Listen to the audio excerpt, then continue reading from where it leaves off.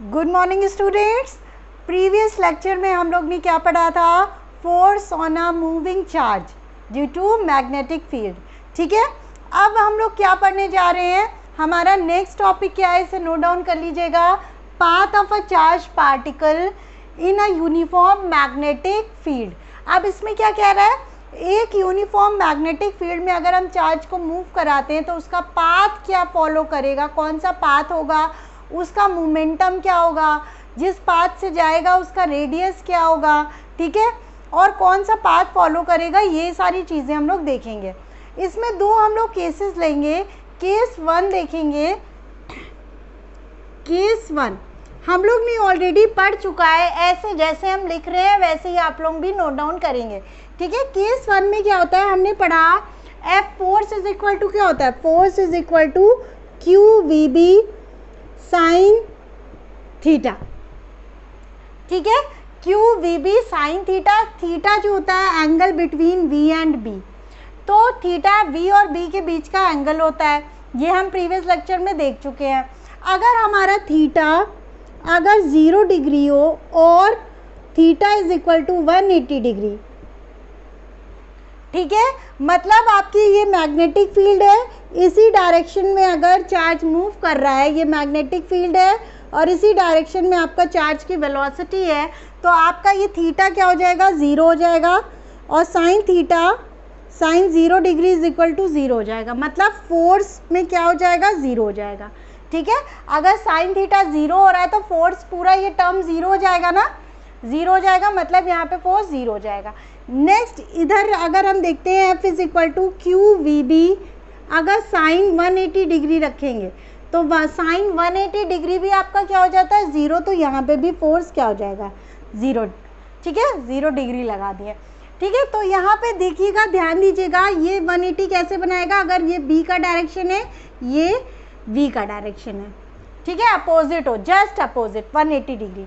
तो ये हो गया आपका कॉन्सेप्ट। अगर फोर्स 0 है, एज अ सेंस अगर कोई करंट कैरिंग वायर है, उसका वो फोर्स 0 लगा रहा है चार्ज पे। अब मतलब इसका क्या हो गया, अगर आपका चार्ज इस डायरेक्शन में मूव कर रहा है तो अगर कोई फोर्स नहीं लग रहा है तो इसी डायरेक्शन में तो मूव करेगा, है ना। अगर कोई फोर्स ही नहीं लग रहा है तो अगर मान लीजिए चार्ज को हम ऐसे मूव करा रहे थे, ठीक है, चार्ज ऐसे मूव कर रहा था तो इसी डायरेक्शन में जाएगा, क्योंकि एक्सटर्नल फोर्स नहीं लग रहा है ना।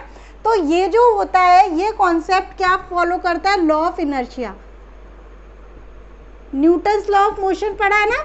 अगर कोई पार्टिकल मोशन में है वो अपनी स्टेट ऑफ मोशन में रहेगा जब तक एक्सटर्नल फोर्स नहीं लगाएंगे। इसका मतलब क्या, अगर कोई फोर्स नहीं लग रहा है, फोर्स 0 है, अगर चार्ज ऊपर की साइड मूव कर रहा है तो क्या हो जाएगा, वो ऊपर की ही साइड मूव करेगा, क्योंकि लॉ ऑफ इनर्शिया फॉलो होगा यहाँ पे। तो ये कॉन्सेप्ट समझ में आया, आप लोग इसे नोट कर लीजिएगा। ठीक है, इसको हटा दीजिएगा, ऐसे नोट कर लीजिए।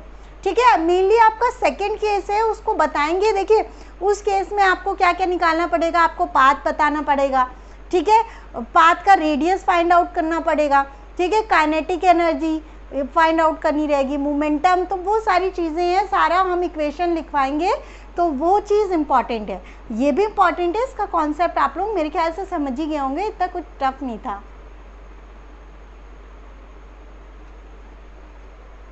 स्टूडेंट्स, हमारा जो नेक्स्ट केस है, केस सेकेंड। केस वन में क्या देखा हम लोग का, जब वो पैरेलल होता है या अपोजिट डायरेक्शन में होता है, that's mean 0 degree sine theta होता है, थीटा 0 डिग्री होता है, 180 डिग्री होता है। ठीक है, अब यहाँ पे सेकेंड केस हमारा आता है जब थीटा होगा, केस सेकेंड में 90 डिग्री। ठीक है, पता नहीं क्यों पढ़ाते पढ़ाते भूल जाते हैं, वैसे आज भी हमें बहुत हंसी आ रही है। अच्छा, एक आज केस हुआ है, तब तक आप लोग इसे नोट कर लीजिएगा, इसको छाप लीजिए, अभी हम समझाते ये है क्या। मेरा जो है चश्मा खो गया, आधे घंटे से ढूंढ रहे थे और 12 बज चुके हैं रात के, तो मिला ही नहीं, पता नहीं कहाँ रख दिया है। और ये तो बड़ी बेकार बीमारी है, जो लोग चश्मा पहनते हैं पता नहीं क्यों भूल जाते हैं रख के, है ना, तो ये चीज़ ध्यान रखिएगा। चलिए यहाँ पे क्या कह रहा है, let there be uniform magnetic field B perpendicular to the plane of paper. Now students, हमारे सेकेंड केस की बारी आती है।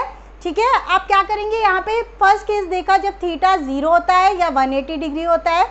नेक्स्ट केस आप देखेंगे जब थीटा 90 हो। 90 मतलब ऐसे, समझ रहे हैं, ऐसे वैसे। ठीक है, अब इसको छाप लीजिएगा। हम तब तक एक कहानी सुनाते, छापते रहिए। कि मेरा चश्मा खो गया था और ये पता नहीं क्यों ऐसी बीमारी होती जा रही है लोगों को चश्मा रख के भूल जाने की, स्पेक्टिकल, समझ गए। तो वो जो है हम पता नहीं कहाँ रख दिए, आधे घंटे से ढूंढ रहे, मिल ही नहीं रहा था, नहीं मिला। फिर 12 बज चुके हैं रात के, हमने कहा वीडियो बना ही लेते हैं, तो चलो काश मिल जाए, है ना। अब देखिए यहाँ पे क्या है, let there be a uniform magnetic field B. ठीक है, सेकेंड केस है 90 डिग्री, मतलब थीटा 90 डिग्री, यहाँ पे theta is equal to 90 degree कर लीजिएगा। ठीक है, let there be a uniform magnetic field B perpendicular, ये परपेंडिकुलर है, समझते हैं ना, perpendicular to the plane of paper, क्योंकि आप लोग पेपर में नोट कर रहे हैं ना, तो हमने पेपर लिखा है। अगर हम यहाँ पे लिखते इस केस में तो बोर्ड हो जाता। ठीक है, हमने क्या लिया, एक मैग्नेटिक फील्ड ली, एक मैग्नेटिक फील्ड नहीं ले सकते, मतलब मैग्नेटिक फील्ड ली। ठीक है, तो वो क्या है, परपेंडिकुलर है, मतलब हमने क्या ले ली, इनसाइड, या इस बोर्ड के परपेंडिकुलर या तो इधर होगी या तो इनसाइड होगी, तो हमने इनसाइड ले ली।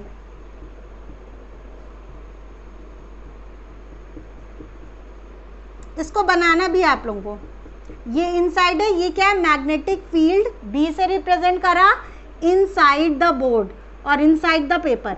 ठीक है, suppose a particle of mass m, particle या चार्ज भी लिख सकते हैं, एक ही सेंस निकलेगा इसमें, पार्टिकल और स्लैश करके चार्ज लिख दीजिए, ऑफ मास m। हमने पहले ही फर्स्ट चैप्टर में ही पढ़ाया था, अगर कोई पार्टिकल है या चार्ज है उसका कुछ ना कुछ मास होता ही होता है। तो अगर आपने चार्ज लिया है, चार्ज को q ले लीजिए, of mass m and velocity v is directed perpendicular. अगर मान लीजिए ये अंदर की साइड है, ये अंदर की साइड है, तो आपका अगर हम इसको ऐसे मूव करा दें इधर की साइड, तो परपेंडिकुलर ही तो बन रहा है, चाहे इधर भी मूव कराएंगे तब भी परपेंडिकुलर बनेगा, उसका कोई सेंस नहीं है ज़्यादा। तो ये हमने चार्ज लिया q और इसको हमने v वेलोसिटी से इधर मूव करा दिया। ठीक है, इस पूरी कहानी में यही पता चला कि हमारा थीटा क्या है, 90 है। अब इसको जो है आप लोग ने नोट कर लिया होगा। अब हम इसका क्या होता है, इसका पाथ हम देखते हैं। तो यहाँ पे देखिएगा, अगर ये वेलोसिटी इधर है तो हम राइट हैंड पाल्म यूज़ करेंगे। हमने क्या बताया, फिंगर को जहाँ पे मैग्नेटिक फील्ड है उसकी डायरेक्शन में रखा, ये है मैग्नेटिक फील्ड अंदर की साइड है, ये रखा, और चार्ज जिस साइड मूव कर रहा है उधर घुमा दिया। चार्ज इधर की साइड मूव कर रहा है, थंब बताएगा motion of charge, positive charge, ये दिमाग में रखिएगा, पॉजिटिव चार्ज बताएगा। तो आपने ये रखा मैग्नेटिक फील्ड के डायरेक्शन में और चार्ज इधर मूव कर रहा है, तो आपका फोर्स क्या बताता है, ये पाल्म बताता है, ये चीज़ ये। तो मान लीजिए ये इस डायरेक्शन में मूव कर रहा था। ठीक है, अब इसको क्या हुआ, ऊपर की साइड फोर्स लगा, ये ऐसे जा रहा था तो ये ऐसे हो जाएगा। ठीक है, फिर ये इसको क्या करना चाहिए, ऐसे जा रहा था, है ना। अब यहाँ पे देखिएगा मैग्नेटिक फील्ड अंदर की साइड है। ठीक है, मैग्नेटिक फील्ड अंदर की साइड है और इस साइड मूव कर रहा है, तो अब फोर्स किधर लगेगा, इधर लगेगा, मतलब ये हो जाएगा फोर्स का डायरेक्शन, इधर फोर्स लगेगा तो ये फिर बेंड हो जाएगा। समझ रहे हैं। अब यहाँ के केस में देखते हैं, ये वेलोसिटी v से ऐसे मूव कर रहा था। ठीक है, वेलोसिटी v के डायरेक्शन में हमने थंब रखी, ये थंब रखी, और अंदर की साइड मैग्नेटिक फील्ड है, ये हो गया। तो आपका फोर्स किधर लग रहा है, पाल्म इधर जा रहा है ना, इधर ये ऐसे लगेगा, तो ये इधर की साइड हो जाएगा फोर्स। समझिए। फिर ये ऐसे आया, बेंड हो जाएगा, फिर ये वेलोसिटी होगी, इधर की साइड आएगा। ठीक है, अब ये ऐसे आएगा, तो आप देखिए कैसे बताएं। अब आपका ये हो गया, क्या हो गया, ठीक है, ये जो फिंगर्स हैं वो मैग्नेटिक फील्ड अंदर की साइड है, वो हो गया, और आपका चार्ज किस साइड मूव कर रहा है, नीचे की साइड है ना, डायरेक्शन देखिए नीचे की साइड, ये, तो आप फोर्स इस साइड लगेगा। समझे, इस साइड लगा मतलब ये आपका फोर्स लगेगा। तो ये घूम फिर के ऐसे करके ये सर्कुलर पाथ, ट्रैजेक्टरी क्या हो जाएगी, ट्रैजेक्टरी सर्कुलर हो जाएगी, सर्कुलर।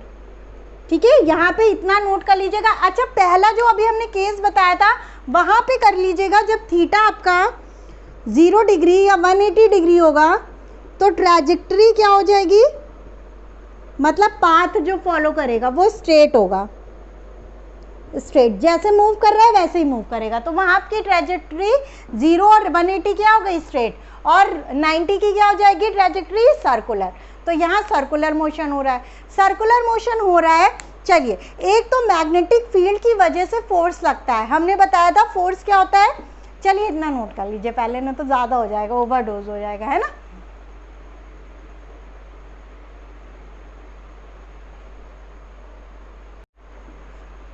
ना स्टूडेंट्स, जो अभी नीचे डायग्राम हमने यहाँ पे बनाया था वही ऊपर कर दिया, ये नहीं आप लोग फिर से बना लीजिएगा, है ना।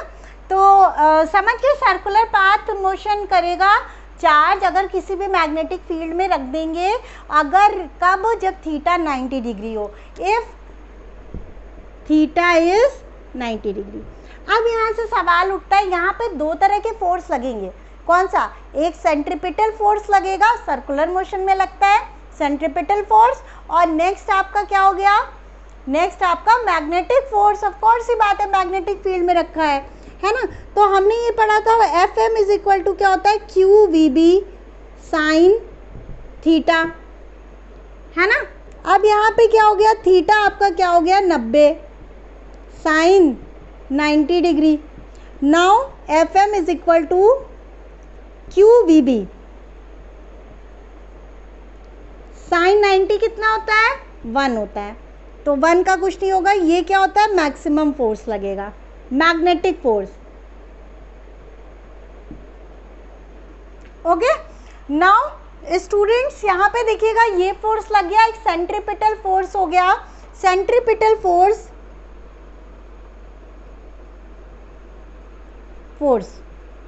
लगेगा इस चार्ज पे। अब ये फोर्स क्या होगा, देखिएगा, अगर ये सर्कुलर पाथ मूव कर रहा था चार्ज, तो इसका कुछ ना कुछ रेडियस होगा, मान लिया capital R, let the radius of trajectory और पाथ बी आर, ठीक है। जिस ट्रैजेक्टरी या पाथ से गुजर के जा रहा है वो, उसका रेडियस आपने क्या ले लिया, आर ले लिया, आपने नहीं लिया हमने ले लिया, आप कुछ भी ले लीजिए कोई दिक्कत नहीं है। तो यहाँ पे फोर्स जो हो जाएगा वो क्या हो जाएगा, force is equal to M V square upon R. अगर ये नहीं याद है तो समझ गए ना, समझ जाइए, है ना। ये तो नहीं याद है तब तो गए आप लोग, पिटाई हो जाएगी, है ना। और ये आर क्या होता है, अब देखो आर हमने कैपिटल लिया था तो आर कैपिटल कर लो। ये हो गया आपका 11th का, 11th में तो पढ़ा नहीं है, पढ़ा ही नहीं है, समझते हैं हम, है ना। नहीं शायद 10th में भी होगा, है ना, देखते हैं, चलो तुम लोग, है ना। Let the radius of trajectory या पाथ बी आर, देखो यहाँ पे ये हो गया। अब हमें पता है ये हो गया, अब इन दोनों को इक्वेट कर दीजिए, फोर्स लग रहा है तो फोर्स दोनों इक्वल हो जाएगा, ठीक है। इक्वेट कर देंगे तो Q we B is equal to क्या हो जाएगा, M V square upon R. Force है ना, दोनों फोर्स है, तो फोर्स को इक्वेट कर सकते हैं कि नहीं कर सकते हैं, है ना। तो अब यहाँ पे देखिएगा Q we B M V square upon R, यहाँ से कुछ कैंसिल हो रहा है नहीं, यहाँ से देखिए आर इज इक्वल टू क्या हो जाएगा, M V square upon Q we B, ठीक है। आर को ऊपर ले गए हैं और ये नीचे चला जाएगा, समझ गए। अब v से एक v कैंसिल हो जाएगा, तो r is equal to M V square M V upon Q B. ये हो गया आपकी फर्स्ट इक्वेशन। फर्स्ट इक्वेशन बहुत ही इंपॉर्टेंट है, रट्टा मार डालिए, इसी से सारी चीज़ें निकलेगी। काइनेटिक एनर्जी निकलेगी, टाइम, जिस टाइम पे ये पाथ पूरा कवर कर लेगा, ठीक है, टाइम पीरियड निकलेगा, और मोमेंटम रहेगा, ठीक है, बहुत सारी चीज़ें निकलेंगी। तो यहाँ पे देखिए r क्या हो गया, r is equal to M V upon Q B, ये हो गया। इंपॉर्टेंट लिखा है ना, इंपॉर्टेंट लिख लीजिएगा, फिर मत कहिएगा मैम ने नहीं बताया हमें, है ना।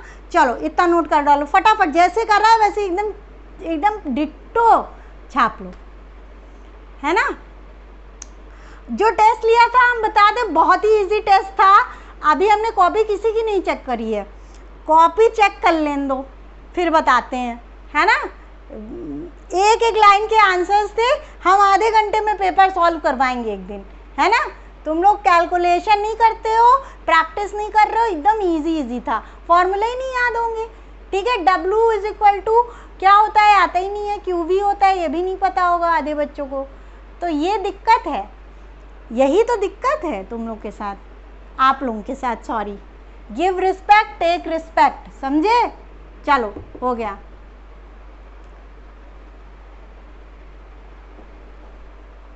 नाउ स्टूडेंट्स, अभी हम लोग ने फर्स्ट इक्वेशन लिखा।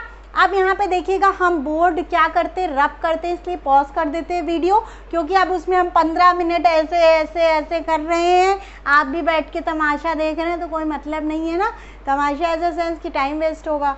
तो यही रीज़न होता है कि हम फालतू का टाइम वेस्ट नहीं करना चाहते हैं, बात ज़रूर करते हैं, बात नहीं करेंगे तो फिजिक्स ना ऊपर से चली जाएगी, पकड़ ही नहीं पाओगे, है ना। चलो यहाँ पे देखो हम लोग ने क्या देखा कि R का फॉर्मूला क्या आया था, mv/qb, B क्या था, magnetic field intensity, Q charge था, मास वेलोसिटी, इतना तो पता है ना। यहाँ पे V क्या है, वेलोसिटी है, याद रखिएगा अभी, क्योंकि एक और भी इंट्रोड्यूस करेंगे यहाँ पे, ठीक है, ब्रांड एम्बेसडर। चलो ठीक है, वेलोसिटी, ठीक है, ये हो गया R। अब हमें पता है, ये फर्स्ट इक्वेशन थी, हमें पता है P इज इक्वल टू क्या होता है, mv। P क्या होता है, मोमेंटम, होता है कि नहीं होता है, बता दो तुम लोग आज, आप लोग, सॉरी आजकल पता नहीं क्यों तुम लोग बोलने लगे, ठीक है। R is equal to P/QB, ये आपकी नेक्स्ट इक्वेशन आ गई। आपको ये आता है तो आप सब निकाल लेंगे, ये मेरा चैलेंज है। ये हो गई सेकेंड इक्वेशन। सेकेंड क्या कर लीजिएगा, बॉक्स बनाते चलिए, ठीक है। अब यहाँ पे बात आती है, ये हो गया मोमेंटम के फॉर्म में, अब आती है kinetic energy. Kinetic energy is equal to क्या होता है, K is equal to ½ mv², होता है कि नहीं होता है ना। तो अब यहाँ पे देखिए K is equal to 1/2 mv² को अगर हम ऊपर m से मल्टीप्लाई कर दें और नीचे m से मल्टीप्लाई कर दें, तो आप लोगों की सेहत पे कुछ फ़र्क पड़ेगा, नहीं पड़ना चाहिए। कहेंगे मैम ये तो ये से ये कैंसिल हो जाएगा, फिर mv² आ जाएगा। आपको वो कुछ उसकी टेंशन नहीं लेनी है, आपको एक फॉर्मूला चाहिए कि आपका अगर क्वेश्चन आता है तो उस फॉर्मूले पे पुट करके आपने निकाल लिया। अब वहाँ पे आप कर रहे हैं डेरिवेशन, बैठ के कर सकते, कोई दिक्कत नहीं है, लेकिन अगर कुछ भी स्किप हुआ तो गया आपका। तो एक काम करिए, याद कर लीजिए, क्यों टाइम वेस्ट करना, 5 नंबर वाले पे टाइम वेस्ट करोगे कि 2 नंबर वाले पे ही करते रहोगे आधे घंटे बैठ के, है ना। तो ये हो गया, अगर ये भी याद हो गया तो ज़्यादा टाइम नहीं लगना, हो जाएगा, ठीक है। तो ऊपर मल्टीप्लाई करा m से और नीचे m से मल्टीप्लाई कर दिया, तो अब यहाँ से हमारा क्या चेंज होगा, यहाँ पे देखो ½ m²v²/m, हुआ कि नहीं। अब यहाँ पे देखिए, यहाँ पे क्या हो जाएगा, m²v², अगर mv p के बराबर है तो m²v² p² के बराबर होगा कि नहीं होगा, होगा, है ना। 1/2 p²/m, यहाँ से आप निकाल दीजिए, p का फॉर्मूला निकालेंगे, 2km is equal to p², p is equal to √2mk लिख लीजिए, ये हो गया 2mk, √2mk। ये क्या है आपका मोमेंटम। कोई दिक्कत आया, कुछ नहीं करा ऊपर m से, इस वाली इक्वेशन में क्या करा है, अरे हम खुद ही भूल गए, हाँ नहीं, कुछ नहीं कर रहा है, इस वाली ½ mv² में m से मल्टीप्लाई कर रहा है ऊपर और नीचे दोनों, ठीक है। तो ये m²v²/m हो गया, ठीक है। यहाँ पे m²v² की क्या हो जाएगा, p हो जाएगा, p²/m हो गया। यहाँ से p² की वैल्यू आ गई 2km, p is equal to √2mk, ठीक है। ये हो गया डेरिवेशन। अब इसके बाद और कहानी आती है, यहाँ पे ख़त्म नहीं हुआ, इसको नोट कर लीजिए, फिर हम बताते हैं आगे। इसको याद करना है आपको, मेन मुद्दा यही है।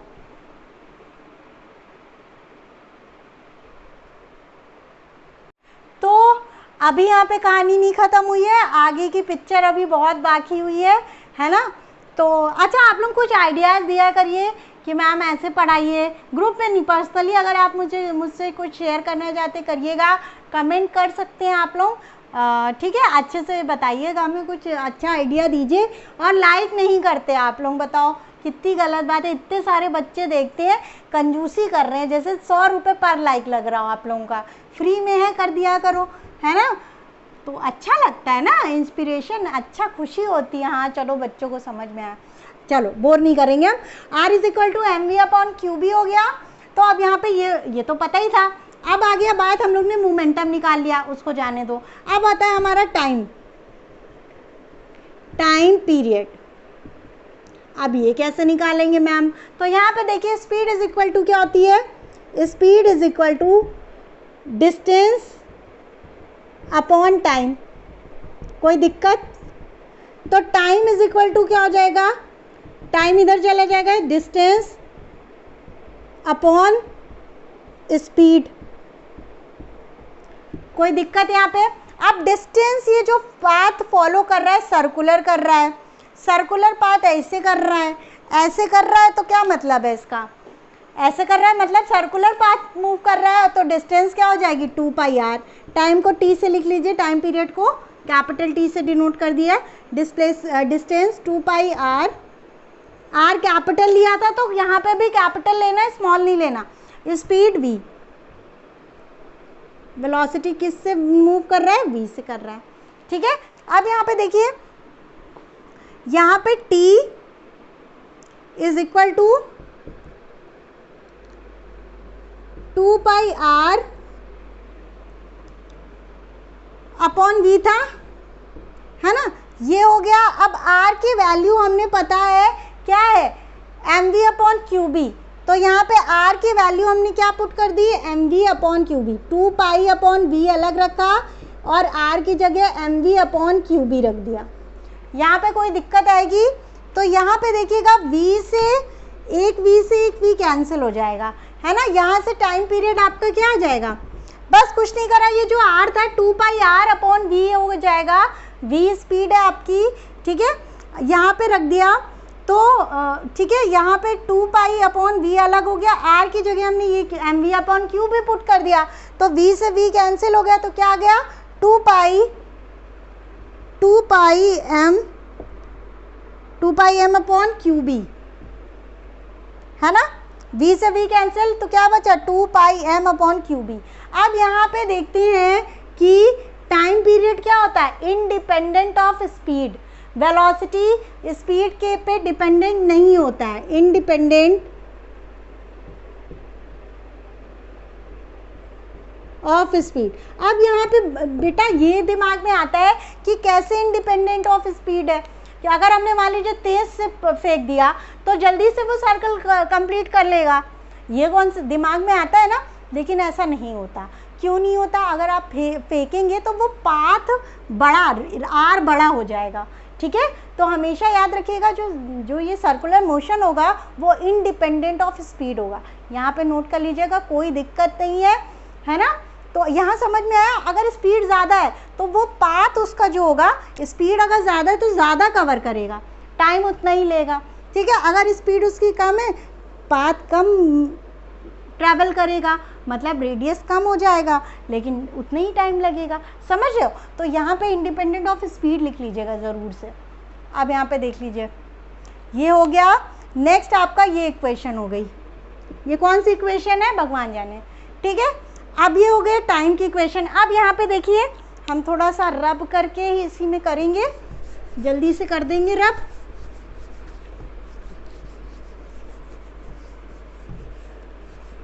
ये आपका टाइम पीरियड आ गया। तो अगर आपको इसी में फ्रीक्वेंसी निकालनी होगी बेटा, बहुत ही अच्छा, बहुत ही कॉन्सेप्चुअल, हर फॉर्मूला वाला ये जो है डेरिवेशन है, तो हर चीज़ इसमें रिमाइंड भी हो जाएगी आप लोगों को। हमें पता चला फ्रीक्वेंसी को एफ से डिनोट करते हैं, frequency is equal to 1/t होता है, रेसिप्रोकल ऑफ टाइम होता है, इसको क्या बोलते हैं? फ्रीक्वेंसी, ठीक है। अब यहाँ पे 1/ ये हो गया, तो f is equal to 1/t करेंगे तो ये क्या हो जाएगा? रेसिप्रोकल हो जाएगा ना, qb/2πm। ये हो गया फ्रीक्वेंसी। अब बात आती है अगर आपको एंगुलर वेलोसिटी फाइंड आउट करनी है, एंगुलर वेलोसिटी। अच्छा ये तो पढ़ा होगा, जल्दी से बता दो क्या पढ़ा था। 2 पाई नहीं बताएंगे मैम, आता ही नहीं है। 2 पाई एफ फॉर्मूला था, है ना, 2 पाई एफ फॉर्मूला था जो कि याद नहीं है मैम, कोई बात नहीं, अब याद हो गया। 2 पाई एफ की जगह एफ की वैल्यू पुट कर दीजिए और एंगुलर वेलोसिटी को किससे, ओमेगा से रिप्रेजेंट करते हैं। तो 2 पाई का 2 पाई एफ की वैल्यू क्या हो जाएगी, क्यूबी अपॉन 2 पाई एम। तो 2 पाई से यहाँ पे देखिएगा 2 पाई से 2 पाई को काट पीट के बराबर कर दिए, बचा क्या, क्यूबी अपॉन एम। तो ये हो गया क्यूबी अपॉन एम। देखो एक के बाद एक फॉर्मूला, हम लोग ने क्या क्या निकाल लिया, रेडियस निकाल लिया, radius in term of momentum निकाल लिया, momentum in terms of kinetic energy निकाल ली। उसके बाद हम लोग ने क्या निकाला, फ्रीक्वेंसी, टाइम पीरियड निकाला, टाइम पीरियड के बाद फ्रीक्वेंसी निकाली, फ्रीक्वेंसी के बाद हम लोग ने एंगुलर वेलोसिटी निकाली। अभी पिक्चर बाकी है तो इतना नोट कर लो, वहाँ उसके बाद से यहाँ से करना, ठीक है। टी की वैल्यू थी ना, अभी हमने रब करा था, उसके बाद से यहाँ से स्टार्ट कर देना। ये तो रामबाण है। स्टूडेंट्स यहाँ पे देखिएगा हम लोग का आर का फॉर्मूला क्या होता है, M V upon Q B, ठीक है, M V upon Q B हो गया। आप यहाँ पे ये फॉर्मूला पढ़ चुके थे, एक और फॉर्मूला था R is equal to M V की जगह क्या हो सकता था, पी अपॉन क्यू बी, ये भी पढ़ लिया है। और हम लोग ने P का एक फॉर्मूला पढ़ चुका है अभी, 2mk, रूट ऑफ 2mk, ये सब अभी पढ़ा है, याद भी हो जाना चाहिए अभी तक तो, है ना। तो P का अगर हम वैल्यू रूट 2mk रख दें तो आप लोगों को कोई दिक्कत हो भी तो क्या कर सकते हैं, पढ़ना तो पड़ेगा ही, क्यों, ठीक है। ये हो गया आपका फॉर्मूला। K क्या था, काइनेटिक एनर्जी,